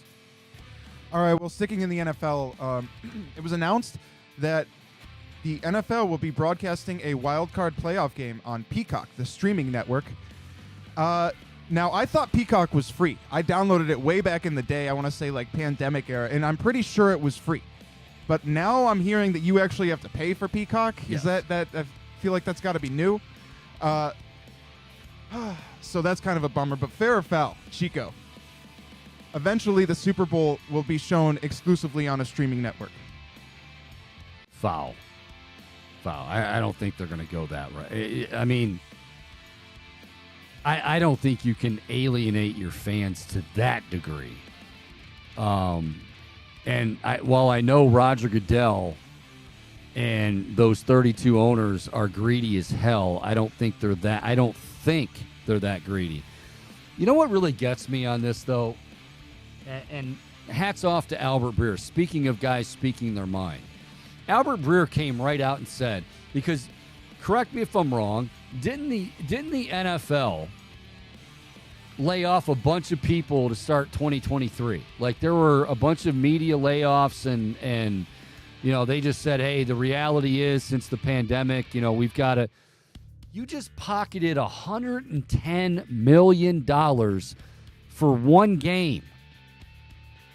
And yet, media people had to be cut because you can't afford their salaries? Give me a break. I mean, it's just like everything else with Goodell. Like, don't double speak, hypocrite. It drives me crazy. Like, just don't say anything at all. But when you fire somebody, I'm glad Albert Breer said that. And yeah, okay, well, if he was at NFL Network, you might not be able to do that. Probably lose his job. And will Albert Breer, like, maybe hear it from certain people? Fine. But Albert Breer, that's why Albert Breer, and I'm not just saying this because, we've had interactions as far as, interviews and whatnot. But that's why, and he's a Buckeye, by the way. But that's why Albert Breer is one of the most respected members of the media. He is very well informed. His Monday morning quarterback is outstanding. But on top of that, when things need to be said, and I'm telling you, this was not something, some guys would have very easily shied away from that. Like, oh, I don't want to call out Raj. He said to hell with it. And he's 110% right when he says that. All right, Chico, I don't know how much time we have here on Fair or Foul, but I want to at least sneak one more in for sure. You go ahead and sneak one more in, Boone. I thought this was kind of interesting because Quinnen Williams, Jets defensive tackle. Yeah. Passive-aggressive, but in a very straightforward manner with some of his antics this week, his behaviors as, first, he removes from his bio that he plays for the Jets, just defensive tackle for ... Then he retweets Dexter Lawrence's contract extension tweet from Adam Schefter, which is $90 million with $60 million guaranteed. I think Quinnen Williams wants a new contract, Chico. Fair or foul? Go ahead. Fair or foul, Quinnen Williams will play for the Jets this year. Yeah, he'll play for the Jets this year. I mean, yeah. What he'll get, I mean, there are some that really believe he should be the highest paid second to Aaron Donald, but they feel like he's at that level. So look, hey, here's the thing. If you're Quinnen Williams, and this is how the game's played, you might not like it, but, if you're Quinnen Williams and you've done what you've done for the Jets, they just brought in Aaron Rodgers, and, obviously, well, hey, it's Aaron, we'll bring in whoever. Well, one of the reasons that the Jets are in a position, remember everybody says, well, you bring in Aaron Rodgers, they're immediately a playoff contender, which is true. But basically what you're saying is, well, first of all, yeah, anybody's going to be an upgrade over what they had last year and Zach Wilson and the freaking train wreck that he was. But on top of that, the reason why they are a playoff contender is because the defense is already playoff caliber defense. And Quinnen Williams has a lot to do with that. So absolutely, positively, yeah, I mean, that's what he did. That's what he's trying to get, and there's nothing wrong with that. Now, I am curious. So obviously, I'm sure the Jets want to keep him. Do you think that he could be made available for the right price? Okay, I'm going to have to ask you to expand on that. Like, the right price? Do you think that there's an offer that the Jets couldn't refuse for Quinnen Williams? Oh, or sure. There's always but I don't know if anybody's going to have that offer. Okay. Well, I mean, Boom, here's the thing that you got to realize. Like, this is not like it's not like it's a new thing. Guys do this all the time. I mean, Aaron Donald did it. Guys do this all the time. They have leverage. They want to get paid. He'll get paid. I think he's going to get his money, and it'll come from the Jets. But, this is what they do. You have leverage. You have a small window of time to use that leverage, to exercise that leverage. You're going to go ahead and do that. So I got no problem with what he's doing. Not at all. I got one more contract dispute for you. All right. For the other New York team, Saquon Barkley, running back, reportedly rejected a $14 million offer because he's looking for $16 million Christian McCaffrey money. Fair or foul, Saquon will make more money than McCaffrey when he gets his next deal. Foul. I think the Giants are dug in on that. And again, you're talking about a guy that, fair or unfair, has had injuries. And again, the shelf life, all that factors into it. Christian McCaffrey is also a guy, though, that while he's an incredible running back, and you're seeing how he's being used by Kyle Shanahan, he could, if they wanted him to, if an offense wanted him to, he could catch 100 balls. I mean, he's that good out of the backfield catching passes. So, yeah, that could very well happen. To be fair, Saquon's no slouch receiving I'm not saying either. he's a slouch, but you just said, fair or foul, he's going to get paid more than Christian McCaffrey, and I'm telling you, he's not Christian McCaffrey. I know you want everybody to just hunky-dory. Oh, everybody should get paid. You can have pay. You can have the big contract. Quentin, you shouldn't be so mean when you say you want pay. You get a new deal. You get a new deal. I want a new deal. No, actually, I like my deal. All right, we're going to take a break. That is fair or foul on this Wednesday. Good job, Boom. When we come back, special guest in studio. He's a VIP, I think. I don't know. I don't know if we have VIPs, but he would be one of them. We'll do that when we come back and wrap things up. It's the Chico Bormann Show right here on the Big Play Network.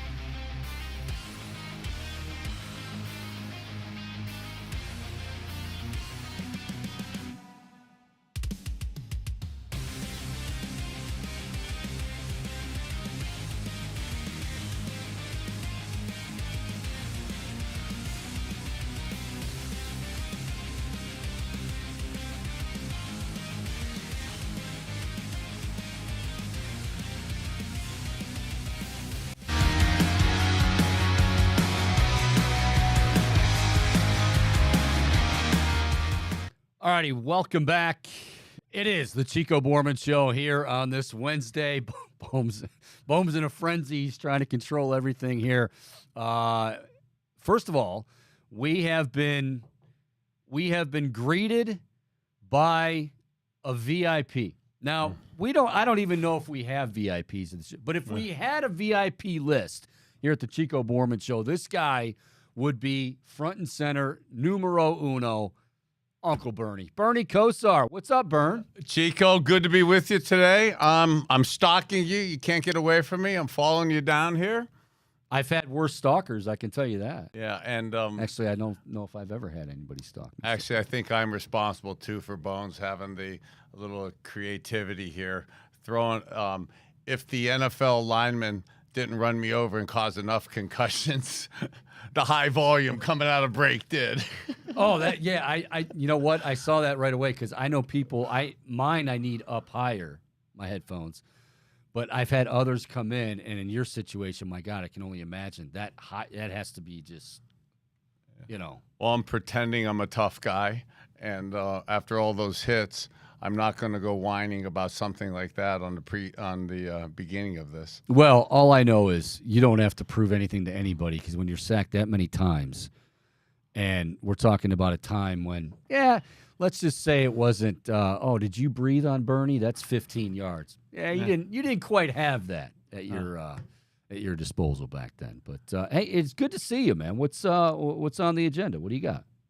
You know what? Not much. I'm coming here to get ready for a couple more podcasts later, and as a fan of yours and a listener, I figured I'd come in early and harass you a little bit. That's all right. I'm chuckling. I'm chuckling as we try to get ready for the post mini camp stuff with the off season coming, and this time of the year, I love how our Browns fans. We got basketball season just ended. Guardian season in full force, getting ready for the Cleveland Marathon this weekend. And front and center is Ezekiel Elliott. Is he going to sign to be our backup running back here in town? You know as well as anybody. I love Browns football. Yes. Real quick, what did you? I haven't spoken to you since the draft. I know you and Hanford were talking about it in your show, but for my purposes, the draft, free agency, just first blush. What do you think? This is one of the first years going into the draft, like probably most fans, and again, as an older fan, not having a first and second round pick, I didn't have high expectations, nor did I have a lot of really enthusiasm going into the draft because the reality of can you really make that significant a difference just picking till the third round? And again, I'm not starting to say this to be overly positive as a guy who wants to be positive, but for not having a first and second round pick to really attend to some of the needs and possible deficiencies that you and me have talked about on and off air, to be able to get like a big defensive tackle. We got some big size there. I love the backup. I like the Ohio State lineman getting on the backup tackle and center like Jones that. So, Whippler, of course, as a quarterback, I love getting a wide receiver like that with our first pick. Yeah, they've added a few guys. That's but getting a guy like that with size, 6'3", getting some speed like that. I love the. We said it in a joke a couple minutes ago about if you breathe on the quarterback now, you get a roughing the quarterback. I am proud that I survived my years there, but I do think that it was a little too excessive, and I don't want to see today's quarterbacks taking some of those unnecessary hits like we did. But that being said, you guys now are getting ready to play, and I love the way they attack the game. Yeah, I'm excited. I think and this is nothing against current regime. I mean, obviously, we've had this conversation. I'm a diehard Browns fan through and through. I think it's okay if fans maybe are like me in that, okay, look, you can get all this talent, and this as well as anyone. You can gather all this talent, but if guys aren't on the same page and guys are more concerned about me, and not we, then things can go sideways in a hurry. And I think we saw that. I know last year, look, there was a lot of stuff with Deshaun Watson and that whole thing hanging over. But the thing that bothered me, Bern, and I've said this many, many times, the signing of Jadeveon Clowney the second time, and at the end of the year, he's upset and he comes out and basically says, well, you know what? Our coaches were too busy scheming to make Miles look good and not worry about. Really? Like, I mean, that attitude, to me, summed up what the Browns, or at least to some degree, have been for the last couple of years, and that attitude needs to get way out of here. Wow, Chico. So it's like I showed up, Bones, for the production meeting here. 2 awesome points there. Both probably long-winded answers worth. No, I mean, I'm premeditating you or predisposing you to. I'll probably be a long-winded answer to both of those. But the Deshaun Watson one, let me do first. Okay. Deshaun Watson coming back. We all know 11-game suspension last year, last 6 games, rusty. Hadn't played a game in almost 700 days, north of 2 years. Expected to be rusty like that. Also, I'm not trying to be his marketing representative nor an apologist for him, but when you have the offseason that he had last year, it's really hard to establish yourself within the locker room and within the locker room in terms of the leadership abilities of it. Yes, you could say it. Yes, everybody kind of knows you eventually are going to be the quarterback, but you aren't the quarterback day in and day out. Sure. So that was a unique situation where it was really hard to, I think, establish your footprint and establish your real presence as a leader in the locker room. And when you have those outside distractions going on, whether it's your fault or not, it really is hard to block those out and be massively focused to be the leader and the dominant leader to the guys around you, because they're actually reading about all the stuff about you on the outside. It makes it tough to find that balance. All that being said, also his first year with Coach Stefanski in the system. Most of that is all behind him now. This will be the first offseason now with the team. Here we are. Yes, he went to, I think, Puerto Rico this week or last week, post the mini camp with the guys. Yes, just a little more probably R&R, but still the bonding and camaraderie you build in the offseason, even if it is a little horseplay and stuff. These are young men that we did that at that age too, and we're still successful. So to be able to bond like that and then be the genuine leader after hopefully getting some of the rust off from playing those last 6 games, I think is going to give him that whole offseason to really develop himself as the leader of the team, and the guys knowing that it's his way or the highway, and that type of focus and attention towards, this is my team this year. Yeah. And this is last year, even though we said it was my team, it really wasn't, because he is now in the huddle 100% of the time. That is his huddle. And by the way, that bonding I love that. Like, I don't poo-poo that at all. I think it's huge. Matter of fact, that's kind of, I guess where I'm going is, I hope it's not just, oh, hey, yeah, we're getting along in the off season, we're doing this, but then when I'm telling you this like you don't know it already, but I mean, when the bullets start flying for real, okay, and adversity hits, that's when you find out what's going on within the locker room.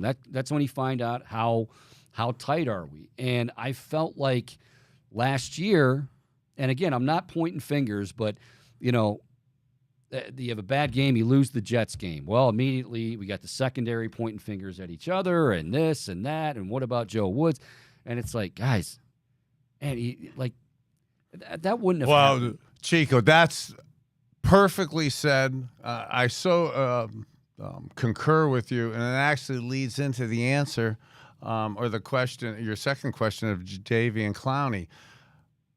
When you're the leader, it is the coach, it is the organization's basically responsibility. But in old school football, it was the quarterback's responsibility to manage the players. I say you matter. The University of Miami had a big influence on me, and that's college. This is the pros. But the University of Miami motto, and it really resonated within me from my DNA. We police ourselves. And just so that answer to Deshaun Watson, it was almost impossible for him to be the police officer, the leader within the locker room last year when those type of things happen. And when those type of things happen, like they did happen when I was playing and stuff, when you are the leader and you've established yourself, this is my team and it is your responsibility, you do try to step in and neuter that from making that out there. Now, because of some of the situations that didn't happen last year, I hope those type of situations are rectified. Same. By the offseason we're putting together, by him having a chance to be a leader. It's not fair for the Q to have all that responsibility. That's a massive expectation. That is not normal to handle. So for people to say, that's part of the job, it is, but that's why it's the master's program and you're the elevated leader. Like, this is challenging, and it is hard to go and want to say to, if the coaching staff is overdoing things like that and or a player is over selfish, because I need my stats because it doesn't help us win, but it helps me get some incentives. There's a real mix that your leader, you would love for him to be the man to take care of and neuter that issue. Right. Obviously, Bernie Kosar joining us here on the Chico Bormann Show. Glad to have him anytime. He can drop by anytime. Now, one more thing on this, and then we'll move on to something else. But, you talk about that leadership, and, you got to the Browns. I mean, you were very young, obviously, coming out of Miami. And let's face it, there were some mouths to feed. Reggie, Webster Slaughter, Ozzie Newsome, Brian Brennan. You took it upon yourself. And you can correct me here if I'm wrong, but you took it upon yourself, and I think those guys appreciated, to talk to them individually to find out. I mean, I'm sure not only, hey, what's working, what do you see, but also like to develop that bond. Oh, Chico, that goes right a on. long way. That goes right a long on. way. Absolutely. I mean, the off season and off practice and outside the building is absolutely when you make that bond, when I made that bond, so that in the heat of the moment, in the sensitivity of a crazy emotion-filled game, and people are losing their brain, you try to be able to keep yours in control, or if you do, lose it strategically, they respect you. You've built up the street cred to where they unequivocally believe and trust you, that you not only are going to do the right thing, they know you're going to do the right thing, and you built that up by being with them on and off the field. I absolutely believe in that, and I like seeing them do that. I think it's tougher now to do that today with social media and guys. It's tougher going out. Sure. This is, even for you and me to talk, I mean, this is there all the time. And it's not that you're doing anything wrong by us videoing, but it's tough to relax, chill, and then have heart-to-heart conversations. And when you have a situation like possibly the Jadeveon Clowney situation, talking about them trying to highlight another player and they're not trying to highlight me, that is absolutely something where you need your leaders to know that because that situation doesn't just pop up in a day. That resonates within the locker room. That comes over the course of time. And when you're around your brothers, when you're around the locker room, when you're with them on and off the field, you pick up on that quicker. If you're not with them, if you haven't associated with them, that becomes a surprise, and you have a losing team. And if he's thinking that, I mean, okay, hey, you guys are also, you're not robots. You have feelings. You have an ego, obviously. If he's thinking that, okay, but my God, to say that is like, that's exactly how you tear apart a locker room, and that's where it's like you just can't have that. All right, I want to get to something here real quick, because one of the things, well, you know how I feel about you. I mean, anybody my age or anybody who grew up being a Browns fan, we love you, Bern. But I love also now. I referenced to you off the air. I saw the article, read the article that Terry did on you. So I'm not a big Roger Goodell guy. Okay, as far as what he's done, and his job is to make money for 32 guys. He's done a hell of a job. $110 million deal to air a playoff game. Wow, I mean that's his job, right? But one thing that I don't like about Roger Goodell, and I'm not looking for you to bash the commissioner or anything like that, but when he says over and over, my number one concern, my number one priority is player safety. A, we know that's BS. Like now, granted, they signed that CBA too, and Thursday Night Football, they'll complain about it, but in the end, they're getting paid. But what bothers me, and I used to have a guy who's in your fraternity, and I'm sure you know him well. I used to have Mark Malone on my show, on my radio show, former Steelers quarterback. Yeah. And he would talk about this quite openly, that guys from like your era, the money that, I mean, you've gone through a lot. We don't need to detail. We can detail if you want to talk about it, but I think people know for the most part, you took a beating and it's affected you. The NFL does not give a damn when they say we care about our players. I almost want to say to Roger, like, are you only referring to current players? Because guys like in your era and beyond and before you, there's nothing there. And that's criminal in my opinion. Well, thanks, Chico, for bringing that up. Appreciate it. And actually, thank you, too, for being so astute in that. And it's really kind of 2 points right there.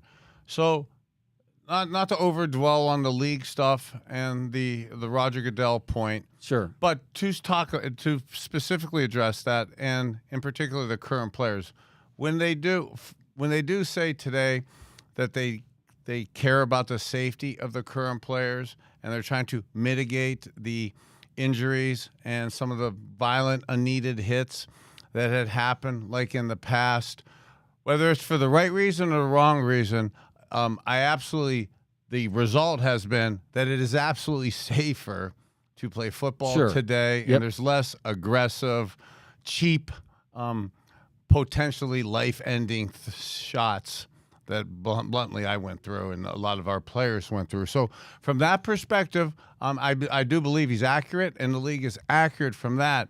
And I don't say this. I'm going to say this in the spirit of levity, so please don't everybody crush me for this. They won't. I'm the one that brought it up. But I mean, does the players and how they're getting compensated and the level of knowledge that we know now about the ramifications of your head hurting and bones being broken and continuing to play and your brain bleeding and you think it's macho to continue playing.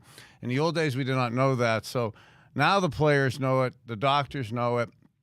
They're doing things to protect us players from ourselves during the game, and they're not letting us get as many of the violent hits. So the current guys are in significantly better shape, and they're massively compensated better. So to handle it, and it's somewhat of a conscious decision because football, we are going to get wiped out. We know it's a physical game. We partially like it because of that physicalness to it. And they've mitigated some of the stuff from the injury side.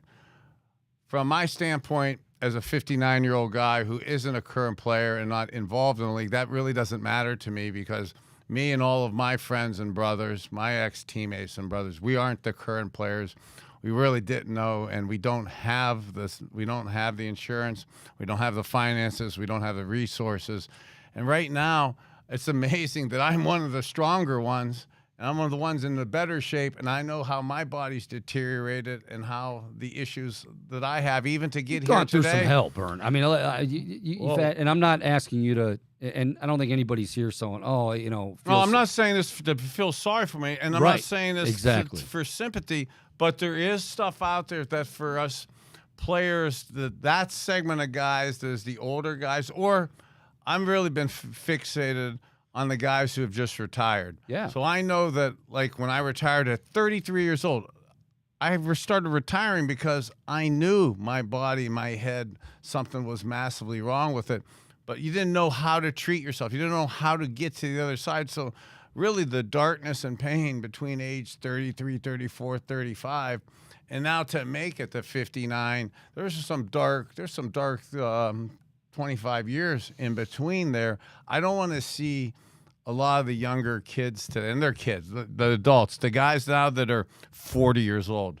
I mean, that decade of the 40s in terms of the pain and the inability to understand what was happening with me. And whether it was whoever's fault it was, didn't matter. It was the result of it. So now to be able to kind of find my way on the other side of it, and to find my way in a kind of protocols and procedures and a lifestyle, it really is a lifestyle that has kind of brought me out of it.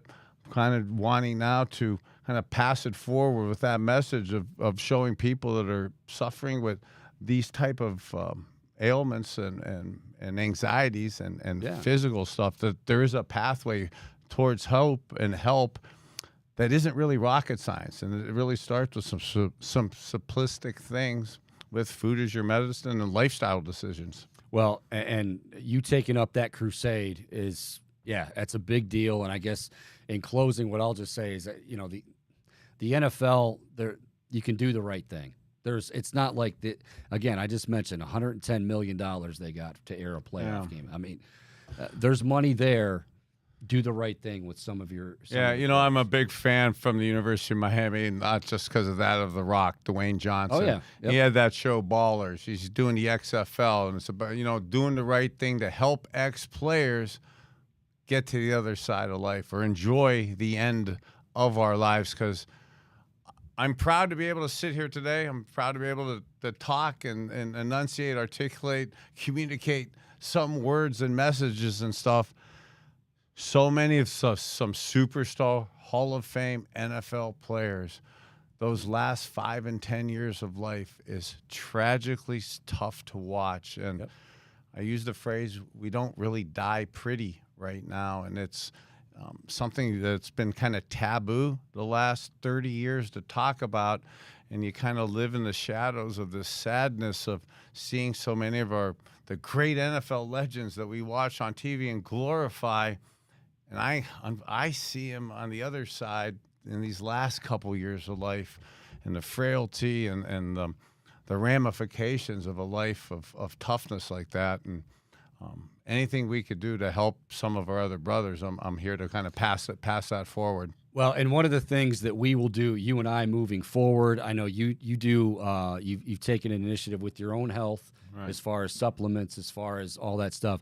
And I'm really excited to work with you on that, hopefully, and be able to get the word out as far as to what you're doing, because it's not just for if you're a former quarterback. Oh no, it's everybody. It's absolutely amazing. I get out there and I talk a lot, and they go, "Wow, well, you played, so you had all this stuff," and it's degrees of pain and it's degrees of issues, and there are absolutely things that all of us could do to help mitigate the pain and absolutely slow down the deteriorations of our body and of our minds, absolutely, that are very simplistic and holistic. So let's absolutely bring that message to people. Good stuff. Wish we had more time. I know you got to do I fit the role of Hanford? Like, could I probably could. Top dog. I can't do that. Anyway, I know you got some work to be done here in the studio. Always love seeing you, Bernie. You know that, and looking forward to work with you. You'll be hearing a lot of the stuff that you on a daily basis are taking and to help you along in that crusade. But again, keep up the good work, and go Browns. You go Browns. You matter. You matter. There you go. Thanks, Chico. All right, folks. We are going to. Actually, tomorrow we'll be back with you again, 1 o'clock. Tomorrow we're going to be talking to Christopher Price. He is with the Boston Globe. Obviously, talk a little bit about that Celtics Heat series, as well as a little bit of Patriots news. I find it hard to believe that some fans are upset that they're going to honor Tom Brady, but some are, and that just astounds me. We'll talk about it with Christopher Price. That's tomorrow at 1 o'clock. So for Bret Boone, who joined us earlier on the show, talking baseball as we do every Wednesday, Michael Bohm, I'm Mike Chico Bormann. We'll do it again tomorrow at 1. Until then, make it a great Wednesday night, everybody. See you.